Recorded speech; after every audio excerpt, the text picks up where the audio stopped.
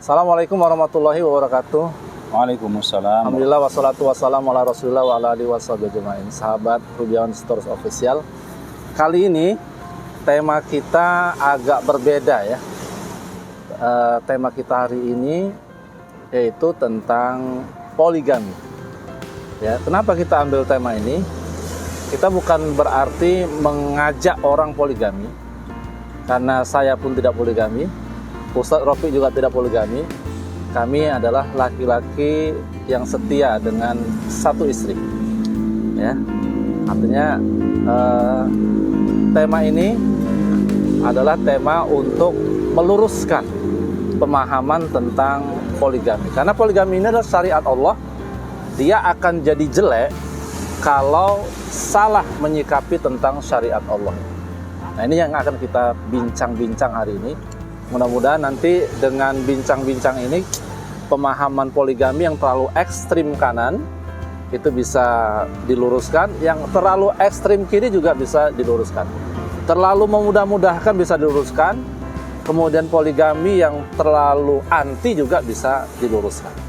Ya, mari kita sapa Ustadz Rofiq Miskianto. Rofiq, Ustadz, Assalamualaikum Ustadz. Waalaikumsalam warahmatullahi wabarakatuh. Ustadz, ini kita mau menanyakan tentang syariat yang namanya poligami. Yang pertama Ustadz, bagaimana pandangan Islam tentang poligami ini? Ini kan ayat yang disukai laki-laki kabarnya, tapi sangat bukan dibenci ya.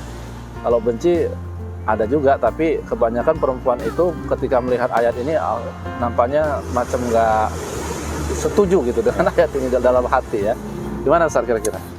Ya, penggalan ayat itu fankihu ma taba lakum minan nisa masna wa thulatha wa ruba fa in khiftum alla ta'dilu fawahidah. Ayat ini memerintahkan kepada kaum laki-laki untuk menikahi perempuan, Ustaz. Perintahnya malah justru 2, 3, 4. Tapi ayat ini juga ada hal yang perlu dicatat. Fa in khiftum alla ta'dilu fawahidah. Tapi catatannya kalau kita memang dengan segala keterbatasan kita khawatir tidak akan bisa adil, hanya sekedar untuk memperturutkan syahwat saja, Qur'annya mengatakan fawahidah, maka cukup satu sajalah gitu. Karena tentang poligami itu adalah syariat Allah yang tidak mungkin ada orang yang benar imannya, perempuan khususnya, yang tidak tidak mengimani syariat ini. Jadi kalau ada orang yang mengaku Islam, orang mengaku beriman, mengingkari syariat ini, maka batal keimanannya, batal keislamannya. Maka paling tidak perempuan mukminah, perempuan manapun tentu tidak akan suka, tidak akan senang untuk kemudian dimadu, dijadikan istri yang pertama sehingga ada istri keduanya. Tapi paling tidak bukan paling tidak, jangan sampai ada pengingkaran dalam hati tentang ayat ini, tentang syariat ini. Ya, cukuplah perempuan untuk tidak mau dimadu, tapi jangan mengingkari. Ya, saya ulang kalimatnya, tidak ingin dimadu, tidak ingin suaminya menikah lagi, jangan sampai mengingkari kalimat ini. Ya. Tentu kalau ada seorang perempuan yang kemudian bisa legowo, bisa ridho, mau untuk suaminya menikah lagi atau bahkan dia mencarikan, itu tentu satu hal yang luar biasa, gitu ya, suatu hal yang luar biasa. Tapi walaupun ini tentunya adalah jarang. Dan kemudian satu lagi Ustadz, pernikahan ini adalah ikatan yang disandingkan, disejajarkan oleh Allah dengan misakon gholidho, ikatan yang agung antara semua para nabi dan rasul untuk mentauhidkan Allah dan Bani Israel untuk menyembah Allah di hari Sabat. Jadi ikatan pernikahan ini adalah ikatan yang punya peluang sampai ke dalam surga. Maka jangan sampai syariat yang kemudian poligami ini justru merusak orientasi ini gitu. Ya, idealnya kalaupun kita tidak cukup dengan satu istri, obsesi besar kita surga, kemudian rusak dengan kalau kita menikah lagi. Jadi kalau menikah lagi itu bisa membuat kita langgengnya ikatan sampai ke dalam surga, ya kenapa tidak? Tapi kalau malah justru membuat rusak orientasi surga kita, lebih baik tentu jangan gitu. Karena hidup kita sebentar. Mungkin demikian Ustaz. Bisa diambil titiknya bahwa pernikahan itu adalah satu cara supaya kita sama-sama masuk surga Allah Subhanahu wa taala.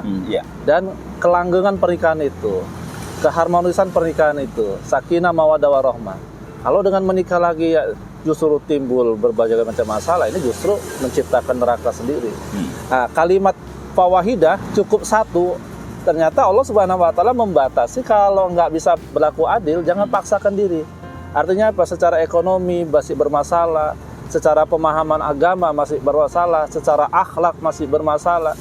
Satu istri saja dia tidak bisa urus dengan baik, anak-anaknya terlantar, dia tambah lagi satu lagi, berarti dia menambah kesulitan baru. Justru ini yang menjadi fitnah dari poligami sekali. Kita mau tanya ke Ustadz Rofi. Ustadz, kira-kira bagaimana sih cara supaya poligami itu sesuai dengan syariat? Apa aja harus dilakukan Ustadz supaya poligami itu sesuai dengan syariat Allah Subhanahu wa taala? Ya. Tidak ada cara yang lebih baik untuk dilakukan oleh orang yang mau berpoligami kecuali mendekatkan diri kepada Allah. Ya. Tentu orang yang begitu intens, begitu baik komunikasi hubungannya dengan Allah Subhanahu wa taala, dia pasti juga akan menjadikan orang akan merasakan, orang-orang terdekat akan merasakan kenyamanan hidup bersama dengan dia gitu. Dan pribadi yang paling baik dengan Allah itu adalah Rasulullah. Yang kedua adalah para sahabat. Sehingga kita tidak pernah menemukan istri Rasulullah dari yang 11, yang riwayat lain mengatakan 12 sama 9, itu yang menderita dalam hidupnya. Semua istri Nabi itu yang jumlahnya sampai ada mengatakan riwayat 12 itu semuanya happy hidupnya. Bahkan ya perempuan paling bahagia di dunia ya istri Nabi SAW dan istrinya para sahabat. Apa sebab? Karena memang mereka adalah orang-orang yang paling baik, keimanan mereka, ketakwaannya kepada Allah Subhanahu wa taala. Jadi ya ikhtiar kalau menurut saya pribadi ya itu mendekatkan diri kepada Allah. Dengan baiknya interaksi kita dengan Allah, pasti insya Allah akan baik juga komunikasi, interaksi kita, cara kita menjaga keluarga kita. Itu di antaranya. Sampai-sampai ada sebuah riwayat sahabat survei ke semua istri-istri Rasulullah menanyakan bagaimana tentang Rasulullah. Jawabannya semua sama. Hidupku bersama Rasulullah semuanya mengagumkan. Wah, subhanallah. Jadi hidup mereka bersama Rasulullah mengagumkan. Artinya Rasulullah itu justru menjadi seorang suami yang mengagumkan. Nah, kalau mau poligami jadilah suami yang mengagumkan, baru bisa. Nah gini Ustaz, materi penting ya. Tapi kalau kita jadikan materi sebagai tolak ukur, justru Nabi itu memilih untuk hidupnya miskin gitu. Hidupnya sangat sederhana. Bahkan saya lupa di surah ayat keberapa, kalau istri Nabi itu memperkarakan tentang dunia, Allah perintahkan untuk menceraikan istri yang memperkarakan dunia itu.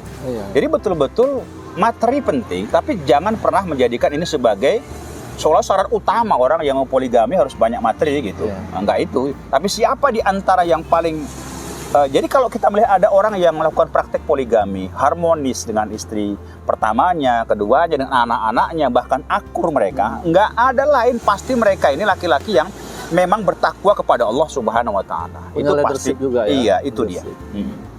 Jadi para pemirsa sahabat Rudan Sitorus official, jadi nggak boleh poligami itu sembarangan ya. Tapi dia memiliki langkah-langkah, syarat-syarat ya. Dan dia juga harus dilakukan dengan tujuan yang baik. Bukan hanya sekedar memuaskan hawa nafsu, tapi membina rumah tangga surga. Nah, tentunya untuk membina rumah tangga surga itu tidak semudah membalikkan telapak tangan. Jadi kalau kemudian dengan berpoligami itu tercipta rumah tangga yang bahagia, akur, kemudian bisa bermanfaat bagi orang banyak, ini mungkin justru menjadikan poligami itu sebuah solusi di tengah-tengah masyarakat. Tapi kalau jadi ceritaan tuh, sejak poligami terlantar anaknya, tuh sejak poligami istrinya nggak kurus, tuh sejak poligami rumah tangganya berantakan. Nah, ini jadi fitnah. Karena itu sahabat Rudan official, jangan salah memahami poligami. Ya, poligami adalah syariat Allah yang tidak boleh ditolak. Yang menolaknya berarti dia gugur akidahnya karena dia menolak Al-Quran. Tapi juga tidak boleh sembarangan melakukan poligami tanpa adanya persiapan bekal dan ilmu tentang poligami, khususnya pribadi yang leadership dan mengagumkan tadi. kita ingin statement closing dari Ustadz Rafiq. Kira-kira apa pesan Ustadz Rafiq kepada pemirsa di rumah? Mungkin ada yang mau poligami, supaya betul-betul poligami ini sesuai dengan syariat dan tidak melanggar syariat. Monggo Ustadz. Closing statement saya mungkin Ustaz gini. Terkait dengan cemburunya wanita, Ustaz, ya. Cemburunya istri-istri pertama kalau suaminya menikah. Ini juga dialami oleh para sahabiah, bahkan oleh istri-istri Nabi. Salah satu di antara istri Nabi yang paling pencemburu itu kan Aisyah. Aisyah, ya. Nah, dan satu-satunya istri Nabi yang gadis atau perawan ya Aisyah. Tapi satu waktu pernah Aisyah itu bilang begini. Ini disebutkan oleh Ibnu Qayyim dalam Rawdatul Muhibbinnya. Ada seorang perempuan Yahudi yang masuk Islam. Cantiknya luar biasa. Anak orang bangsawan, memang juga orang berada. Iya. Kata Aisyah, aku khawatir kalau perempuan ini dilihat oleh Nabi, pasti akan dinikahi oleh Nabi. Iya. Dan apa yang dikhawatirkan oleh Aisyah terjadi? Begitu Nabi melihat perempuan itu, Nabi menikahi Nabi Juwairiyah. Juwairiyah, ya. Dinikahi oleh Nabi. Tapi apa yang menenangkan Aisyah? Yang membuat aku tenang, aku bisa menghentikan cemburuku terhadap Juwairiyah karena Juwairiyah ini seorang perempuan Yahudi yang masuk Islam. Itu ada seratusan keluarganya yang diajak juga masuk ke dalam Islam. Apa maknanya? Jadi Nabi tidak sekedar menikahi perempuan sekedar fisiknya saja, tapi betul-betul orientasinya adalah untuk agama, untuk syariat Allah Subhanahu wa taala. Maka dipastikan bahwa memang syarat utama ada ketakwaan kepada Allah Subhanahu wa taala. Itu syarat yang nggak bisa ditawar-tawar itu. Iya. Jadi kalau hari ini ada pertentangan, ada penolakan yang begitu keras, kita rasakan dari istri kita, nggak usah nyalain istri kita. Iya. Cukup kita mengaca diri, berarti emang ketakwaan kita kepada Allah masih perlu untuk dipertanyakan. Iya. Seiring dengan itu, insya Allah, ya Allah akan mudah. Apa sih susahnya bagi Allah untuk kemudian membukakan hati istri kita, menerima itu, karena memang kita dilihatnya memang cocok begitu ya. Iya. Nah, jadi intinya Ustaz, memantaskan dirilah kepada Allah Subhanahu wa taala dengan ketakwaan kita. Mungkin demikian. Tapi pemirsa di rumah, sekali lagi jangan memaksakan diri, tapi memantaskan diri. Iya. Jadi kalau memaksakan diri padahal kita nggak mampu, kita nggak bisa, ya, kemudian kita memaksakan diri, justru yang terjadi adalah malapetaka. Tapi kalau kita memantaskan diri, suatu saat mungkin saja kita salah satu orang yang ditakdirkan berpoligami untuk menjalankan syariat Allah Subhanahu wa taala. Dan syariat Allah ini indah kalau dijalankan dengan cara yang benar.